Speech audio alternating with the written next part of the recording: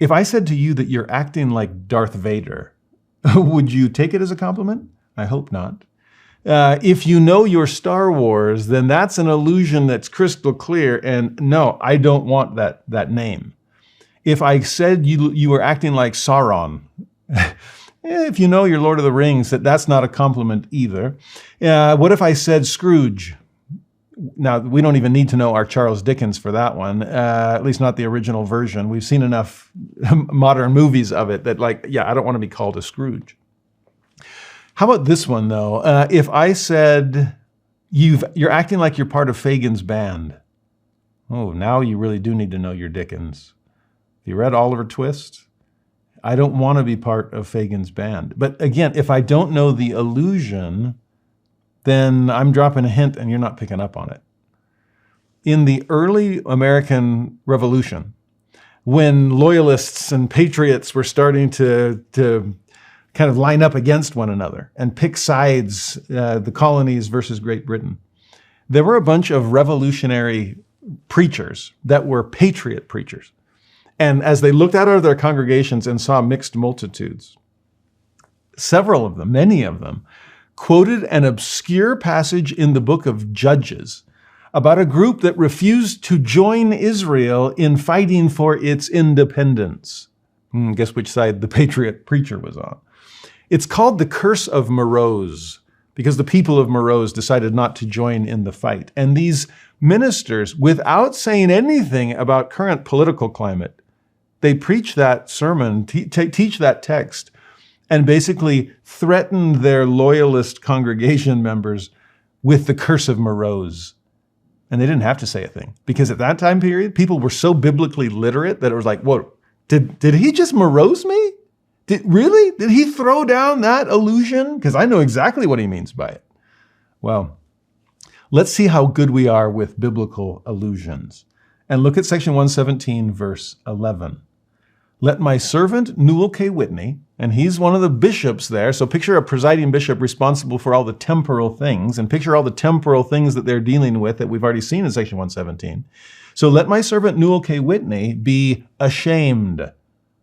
Ooh, Bishop Whitney, you ought to be ashamed of yourself. Really? Why? Let him be ashamed of the Nicolaitane band, and of all their secret combinations, and of all his littleness of soul before me, saith the Lord. And come up to the land of Adamondiaman, and be a bishop unto my people, saith the Lord. Not in name, but in deed, saith the Lord. Now, what's the allusion there? I understood a lot of that verse, but Nicolaitane band?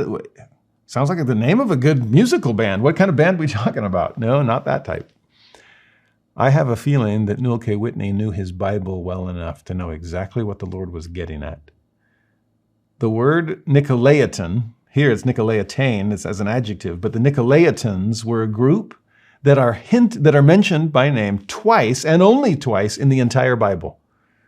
And in Revelation chapter 2, the Ephesian saints are applauded for hating the Nicolaitans because God hates that viewpoint as well. And then a few verses later in Revelation 2, the saints at Pergamos or Pergamum get the opposite. They are chastised because they don't hate the doctrine of the Nicolaitanes the way God hates that doctrine. So there's something. This group is opposed to the Nicolaitans. This group is kind of siding with them, and the Lord is siding with the people that aren't siding with the Nicolaitans. Does that make any sense? Well, who on earth are we talking about? Some scholars have suggested, based on the name Nicolaitan, it comes from Greek words mixed together. Does it mean conquerors of the people? Well, what are they conquering them with? This is a group whose doctrine, whose philosophy is conquering people from within. And basically the idea is, if they're Christian Nicolaitans, are they accepting the so-called Christian freedom from sin, freedom from its consequences, freedom from constraints and commandments? We can do anything we want, and we'll put it on Jesus' tab. Ooh, no, that's Nicolaitane. Or another one, some suggest that the doctrine of the Nicolaitans was to have compromises with culture in hopes that I could be a member in name only, but hold on to the title, I'm a saint, when I'm not living in a very saintly way. That seems to be the struggle for some of the saints in this time period. Are you compromising with culture? Have you been drawn into worldly ways? Especially you, Bishop Whitney. How you doing? Have you fallen prey to secret combinations? If Nicolaitane band points them to the Bible, secret combinations points them to the Book of Mormon. Are we living in this period of pride where secret combinations are threatening to destroy the believers?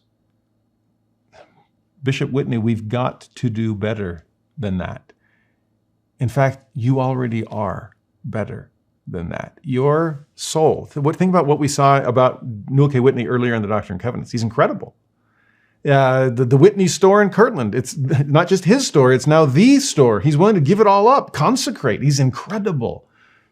But he's struggling, and can we blame him? With all these outside pressures, have they forced him into a littleness of soul? I love that phrase. Well, I hate that phrase when it applies to me. But can you picture at times, under worldly pressures, that your soul seems to shrink and can't fill the measure of its creation? Have you ever sat up straight after hunching over for so long and all of a sudden feeling like, oh, this is what lung capacity feels like. This is what a straight spine feels like. This is what full stature is. Well, imagine letting your spirit do the same. Fill its spiritual lung capacity with the breath of God. Live up to the fullness of its creation. That's what the Lord is asking Newell K. Whitney and all of us to do. Repent of your littleness of soul. Come up. Don't drag yourself down. Don't let culture force you into compromising situations. Overcome the Nicolaitans, overcome the secret combinations, and be who I know you to be. Think about the way he said it in that verse. Be a bishop, not in name, but in deed. We've already seen this week the importance of names, but names aren't enough if we're not living up to them. And so are you a bishop? Bishop, be one. Are you a saint? Saints, be one. And if we can walk the walk instead of just talking the talk, we will be walking in Zion with Christ.